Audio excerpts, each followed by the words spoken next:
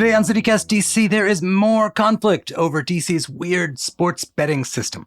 And it is worth paying attention to even if you never gamble, because it actually says a lot about how the city government is doing its job. The Washington Business Journal's Kline is here to explain what's up.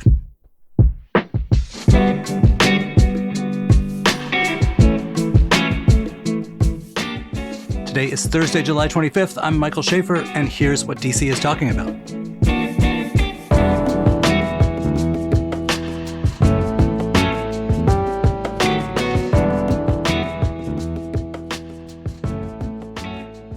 Hey, Alan. Hey, how are you? I'm good. Thank you for being here. Yeah, thanks for having me. So last week, there was some news on one of DC's weirdest subjects, which is the contract for and rules around sports betting in DC. Can you catch us up on what is going on with that? It was a pretty wild week. It kicked off with two new operators were supposed to enter the market. That's BetMGM and Caesars, which they both have sports books, but they were supposed to enter the mobile betting market citywide on Monday. And then because the budget bill wasn't signed by Mayor Bowser, there was something in that budget bill that permitted them to go live, but they couldn't go live until the budget bill was signed. They had to hit pause. BetMGM had this whole event planned for Nationals Park where it has a sports book, and it had to cancel that. Caesars was supposed to go live at midnight on Sunday. It wasn't able to do that. And then, including in all that, FanDuel, which runs the city's sports betting app, they had to go dark because the bill wasn't signed. So it was a really strange week, and everything was kind of hinging on when the mayor was going to sign this bill, and then she never did. So the core of this, if I recall correctly, and we have talked about this on our pod some, is this long-running effort to replace the city's junky current sports betting system with one created by FanDuel. Mm-hmm. And that has to be in the budget. So the budget gets held up for other reasons, and the whole thing gets put on hold. Can you just catch us up on what is FanDuel? Like why and why do people want it here instead of the other one? FanDuel it's a sports betting operator. It has physical sports books, and its mobile betting app is, I believe, the most popular in the country. So, I think everyone knows that DC's mobile betting app, run through the DC lottery, and it was the only one that was citywide, was called Gambit, run by the Greek company Intralot. And that was notoriously glitchy. And because of that, sports betting in the city just didn't live up to its promise. So the city replaced it back in April with FanDuel, which is a well-known sports betting operator. And, it made a difference. You saw some kind of an immediate jump in gambling activity after the FanDuel's app went live in, I guess that was mid-April. So, it was something that a lot of people in the city council, they had wanted to replace the Gambit app because it was so glitchy and it was underperforming, and so they pulled in FanDuel, and it definitely made a difference. So what is the thing in the budget that has caused this holdup? Well, there was an amendment in the budget that allowed for more operators. And FanDuel wants to be the only player in town. Yeah, so that's definitely an issue, because FanDuel does have the contract to be the only operator with the city, with the lottery. And FanDuel has threatened to terminate that contract, even though it's only been in effect since April, if more mobile operators are allowed. Now, it hasn't done that, but it has threatened to do so. But tell me, your judgment as a reporter covering this, how much of this is like political pantomime theater, and how much is real that they might actually walk out? I can see both sides. I can see why they would want to keep it because, it's because they had a first mover advantage, right? They had that. A lot of people did download that app when it went live in April, and it's done quite well. So I can see them wanting to keep the contract. At the same time, because this contract that they have with the city, they have to pay. FanDuel has to pay 40% of the revenue after paying out winnings to the city. If it just operates as an independent like Caesars and BetMGM are, it doesn't have to pay 40%. It's more like 20%. So it may choose to go that route instead. It went dark last week during this set too? It went dark, but the mayor never signed the bill. But she sent it back to the DC council. Whatever happened there, I'm not quite sure, but They were all able to go live again by Wednesday or Thursday.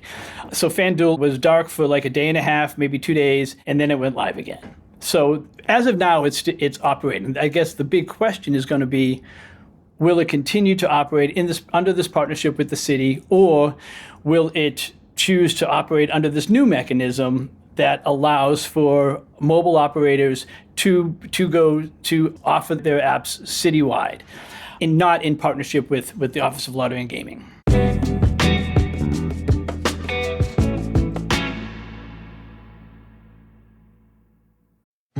By far, the worst part of my morning routine is having to wade through all of the spam in my email inbox. And spam starts with your personal data being sold. Everyday data brokers collect and sell your personal information to third parties. Things like your social security number, your address, phone numbers, even health and financial records. And then scammers, total strangers, businesses, and even the government can use that information to target you. Unless you've got Incogni. INCOGNI. It's this program that totally scrubs your personal information from the web. It only takes 3 minutes to set up, and once it's up and running, Incogni tackles more than 180 data brokers and people search sites. Plus, there's a 30-day money-back guarantee. I love a money-back guarantee. Make your mornings spam-free. Get Incogni today. And actually, there's a special code only for CityCast listeners to get 55% off the annual plan. Just go to incogni.com, INCOGNI.com, and use the code CityCast for, again, 55% off. Once again, that's INCOGNI.com, code CityCast. Hi, I'm David Plotz, the CEO of CityCast. The best way to learn a language is immersion, living where the language is spoken and using it every day. That's how I learned French as a kid. But if that's not in the cards for you this year, you can still learn a language the second best way, and that's with Babbel. I live in a city with a huge immigrant population. You probably do too. And in my hometown, a lot of my new neighbors speak Spanish as a first language, and we have lots of great Mexican and Central American and South American restaurants and stores. I wanted to be able to communicate just a little bit better with some of my neighbors. So I started with Babbel, the science-backed language learning app that actually works. And after just a few extremely enjoyable weeks learning Spanish with Babbel, I've already gotten comfortable ordering at a restaurant and eavesdropping on my girlfriend's conversations with her mom. Look, learning a language isn't always easy, but with Babbel it is fun and it feels useful, basically immediately. That's why Babbel has over 16 million subscriptions sold. Plus, all of Babbel's 14 award-winning language courses are backed by their 20-day money-back guarantee. Here's a special limited-time deal for CityCast listeners. Right now, get up to 60% off your Babbel subscription, but only for our listeners at babbel.com/CityCast. Get up to 60% off at babbel.com/CityCast. Spelled BABBEL.com/CityCast. Rules and restrictions may apply.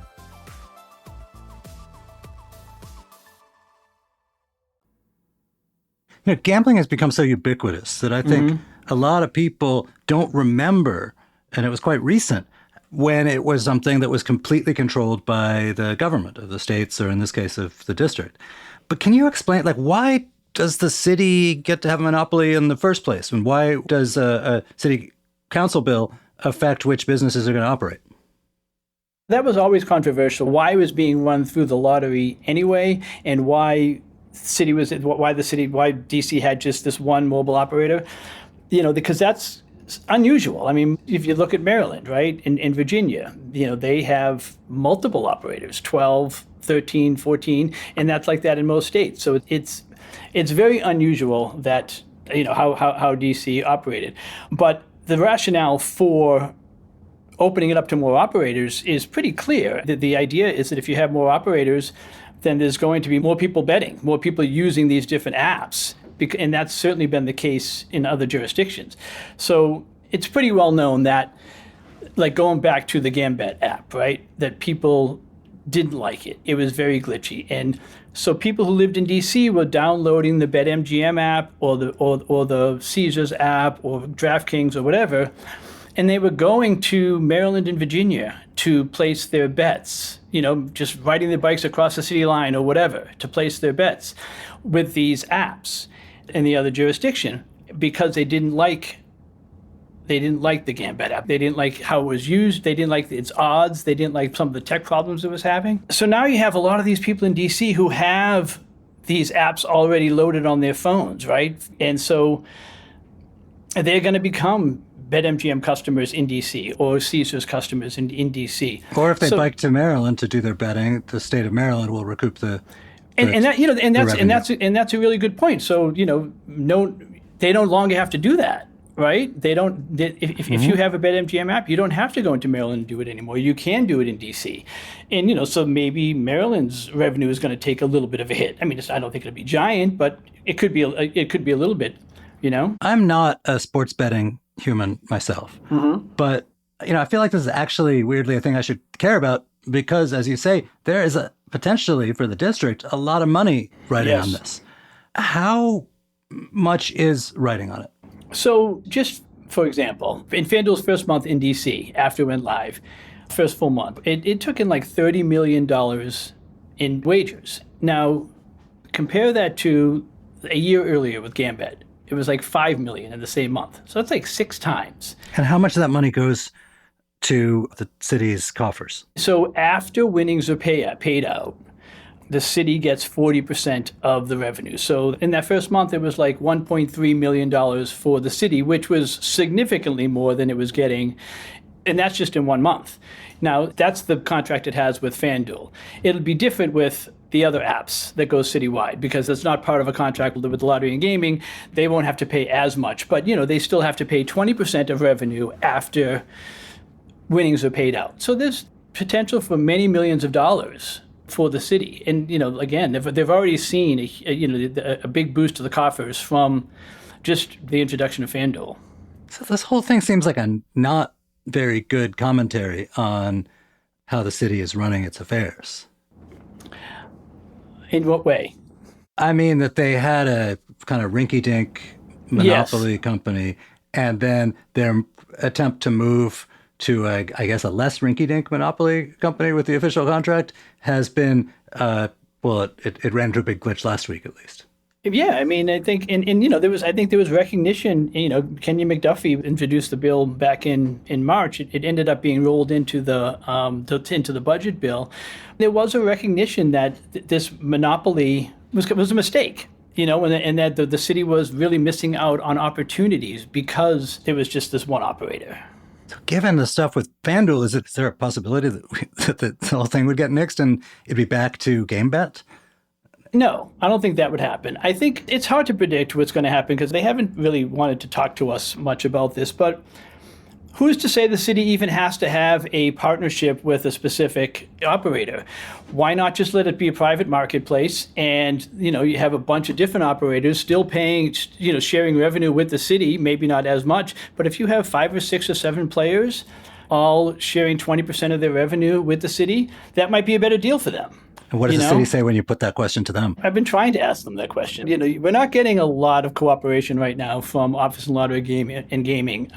Your guess is as good as mine with some of this stuff, right? So we've been trying to get real answers about how this is all going to play out. They just haven't been cooperating. So I don't know, but I can see a world where there's no need for the city to even have this partnership anymore because they have all these other operators out there, right? Maryland doesn't have a Maryland-specific mobile app, Virginia. It's just a private marketplace, essentially. So for people who don't understand this, there's sports books that are apps on your phone, and then there's places where you can walk in and place a bet. What is the interaction between what's going on here on the app question and these physical sports books? I think this is going to be really interesting to see how this plays out. So, by comparison, Maryland has 12 or 13 betting apps, but it also has, 7 or 8 sports books all over the state. And this is pretty fascinating to me. 97% of the activity is on the mobile apps. You have a sports book over at BetMGM at National Harbor. That's a beautiful sports book and it's active, but still 97% of the almost $400 million in bets that were made last month were via the mobile app. In DC, it's been much different because Gambit was so glitchy. Most of the betting activity was actually at the sports books, at Capital One Arena, at Nationals Park. There's a handful of smaller restaurants and bars that have them, like Grand Central. So this is going to be interesting. Now that there's so many more apps out there, I forget what the percentage was, but it was more like 50-50. 50% of the app activity was at the sports books, 50% was on the mobile apps. You could see a world where so much more of this activity migrates to the mobile apps because there'd be so many more of them. Oh, just another piece of bad news for downtown. We'll see. There's certainly people that still like to go to these sports books to watch the games. Some of them are very lovely. They're really nice facilities. But, it is going to be a lot easier to place bets on your phone now. And so, yeah, I think, we don't have the numbers yet, right? But I think that, a few months from now, when we look at those numbers, you're going to see so much more of that activity on mobile. Alan, thank you so much for being here. Thank you.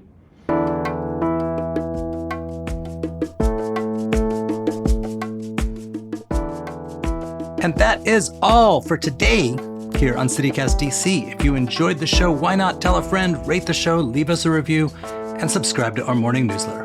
In case you've been living under a rock lately, it's called Hey DC. We'll be back tomorrow morning with more news from around the city. Bye.